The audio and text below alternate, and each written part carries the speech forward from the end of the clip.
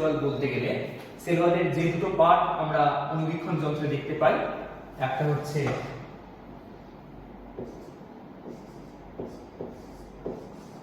ধাত্র বা ম্যাট্রিক্স, আর একটা পার্ট হচ্ছে মাইক্রোফাইব্রিল।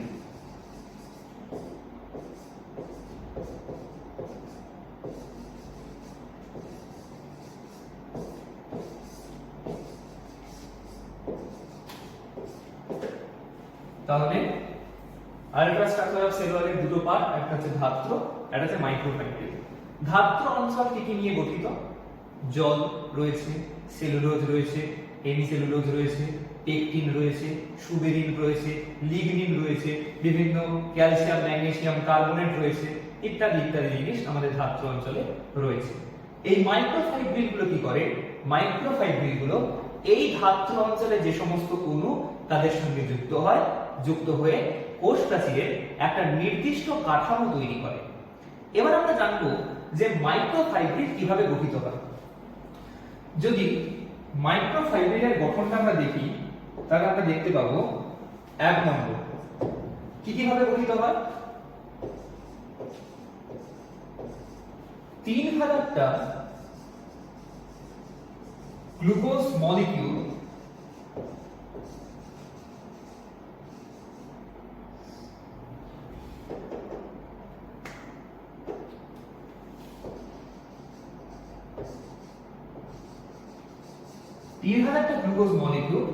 পরস্পর যুক্ত হয়ে কি করে না একটা সেলুলোজ শৃঙ্খল তৈরি করে।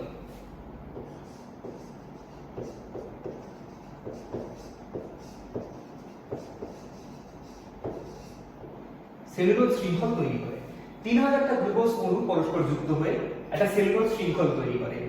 এইরকম 100টা সেলুলোজ শৃঙ্খল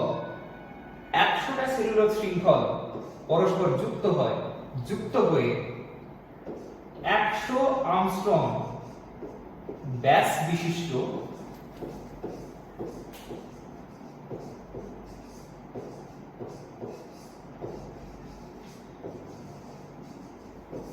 মাইসেলি গঠন করে। মাইসেলি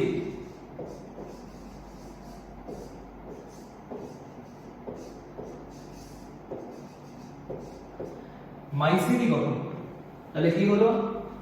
3000টা গ্লুকোজ মলিকিউল পরস্পর যুক্ত হয়ে একটা সেলুলোজ শৃঙ্খল তৈরি করে। এরকম 100টা সেলুলোজ শৃঙ্খল পরস্পর যুক্ত হয়ে 100 আর্মস্ট্রং ব্যাস বিশিষ্ট মাইসেলি গঠন করে।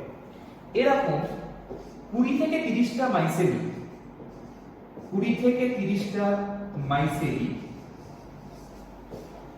মাইসেলি পরস্পর যুক্ত হয়ে 200 থেকে 250 আর্মস্ট্রং ব্যাস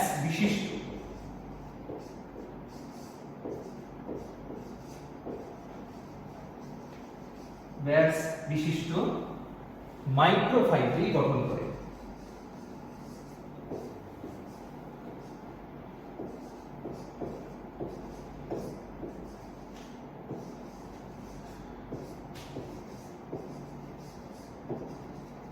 মাইক্রোফাইব্রিল গঠন করে। এই মাইক্রোফাইব্রিল গুলো পরস্পরের সঙ্গে যুক্ত হয়ে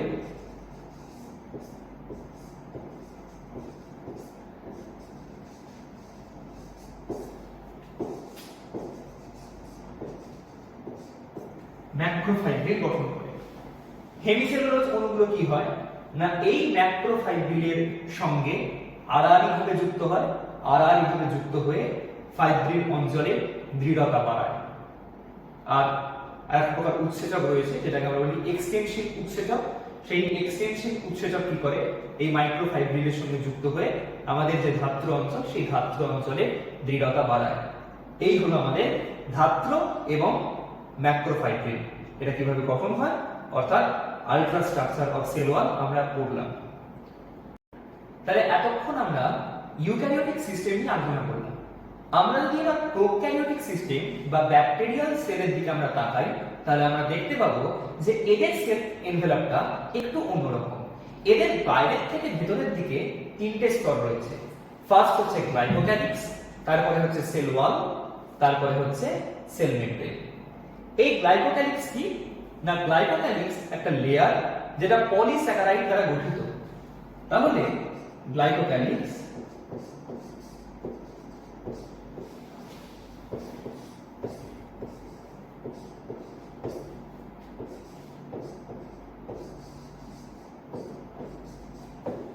পলিস্যাকারাইড দ্বারা তৈরি।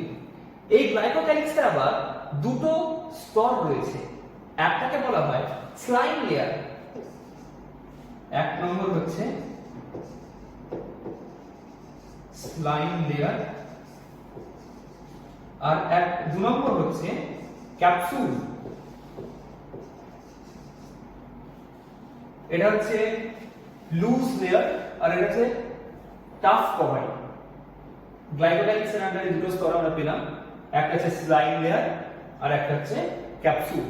এই capsule is responsible for providing a cell gummy and sticky layer. ঠিক আছে, আর এরা এই যে দুটো, এই দুটোই কিন্তু পলিস্যাকারাইড দ্বারা তৈরি। এরা কি করে? It allows bacteria to hide from the host immune system. ঠিক আছে, এই হচ্ছে আমাদের গ্লাইকোক্যালিক্স। গ্লাইকোক্যালিক্সের পরে যদি আমরা ব্যাকটেরিয়াল সেল ওয়ালের দিকে তাকাই, তাহলে আমরা এতক্ষণ ইউক্যারিওটিক সিস্টেমে যে সেল ওয়াল ছিল সেই সেল ওয়ালগুলো কিন্তু সেলুলোজ দ্বারা তৈরি হয়েছিল, সেলুলোজ, হেমিসেলুলোজ ইত্যাদি। কিন্তু ব্যাকটেরিয়াল সেল ওয়াল বা প্রোক্যারিওটিক সিস্টেমের সেল ওয়াল পেপটাইড ও গ্লাইকান দ্বারা গঠিত। এটাই হচ্ছে এদের difference. Bacterial cell wall peptide ও গ্লাইকান দ্বারা গঠিত, ইউক্যারিওটিক সেল ওয়াল সেলুলোজ দ্বারা গঠিত।